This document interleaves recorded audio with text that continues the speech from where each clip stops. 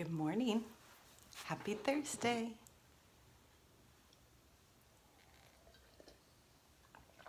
So, sorry, missed last Thursday. Might have even missed the last Thursday before that, but I'm back. So, I'm up really early this morning because I'm going to do something fun on Zoom with Revelation Wellness. They're doing a live workout at 6:30 Pacific Standard Time. So, I needed to get this done first, come to you first. So that's why I'm already dressed. This week, I started the second round of the Revelation Wellness online book study. And it's just good. And each time I do it, whether I'm doing it on my own or I'm doing it as a leader leading a group, I go right along with the group. I read the book. I stay with what they're doing because every single time I read it, I get something different. And as I was reading this morning and highlighting some things, I decided that I was going to read to you because I have gotten some questions about what is this?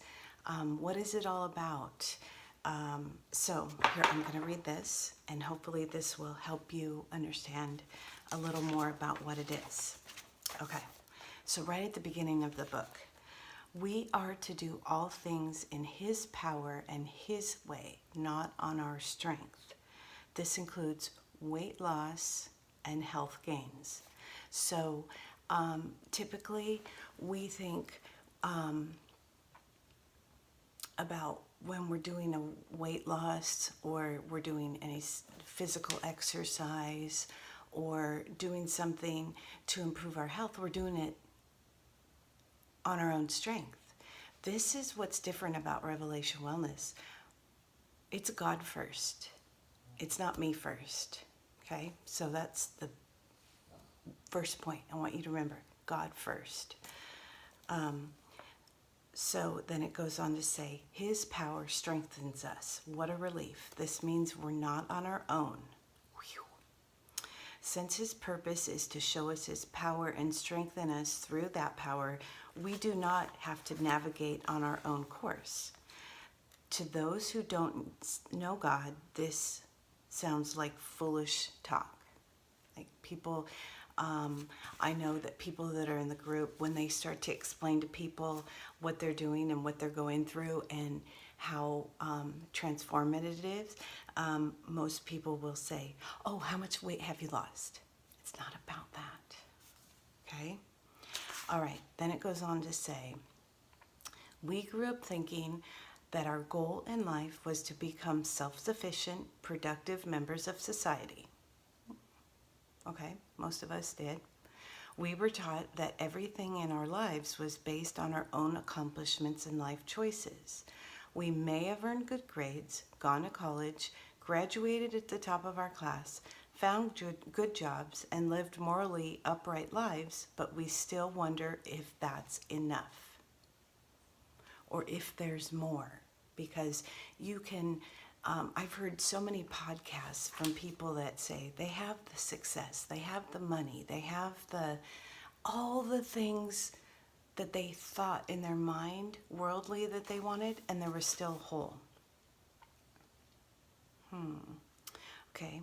As we embark on a journey to better our health, it's tempting to tell ourselves that we just need to suck it up and be more disciplined, that weight loss and healthy habits are things we just need to do.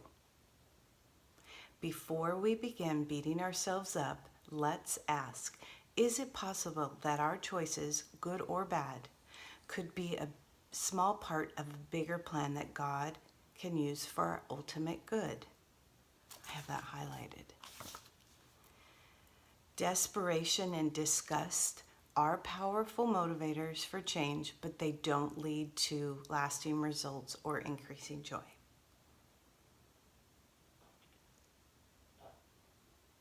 We ask for six-pack abs instead of a beer belly, when what we're longing for is love.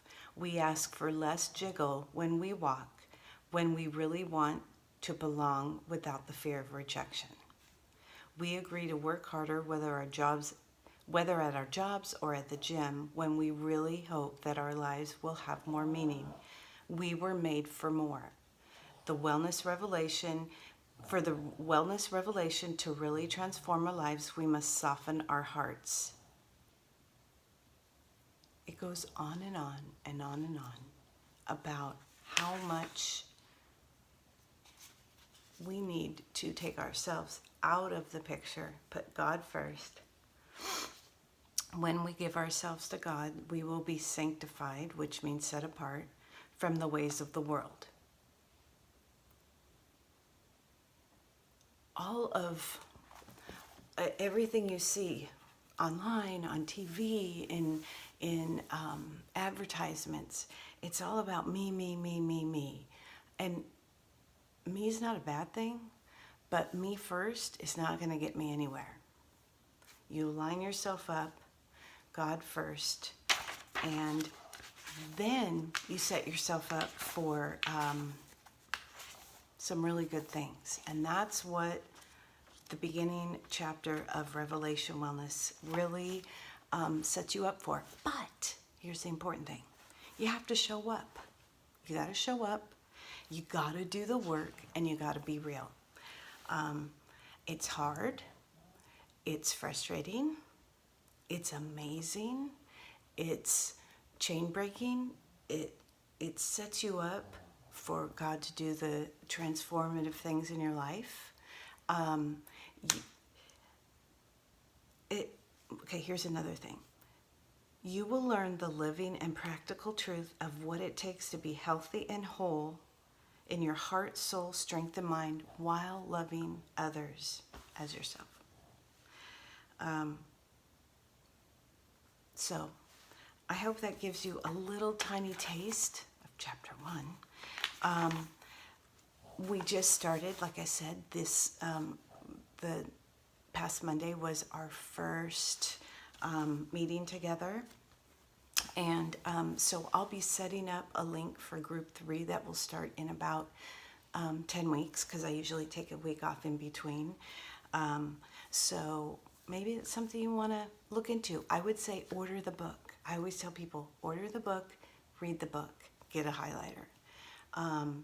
And once you read through it, you might want to go online with me, get in a group, a community of people that are in the same boat as you.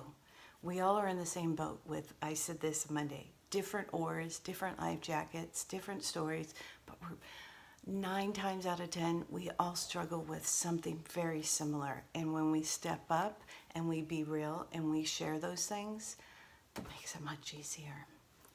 So again, I'm just going to read this to you. I wrote it in my journal this morning. We are to do all things in His power and in His way, not on our own. This includes weight loss and health gains. So, there you go. Hope your Thursday is great. I will see you next week, and we'll talk about chapter 2.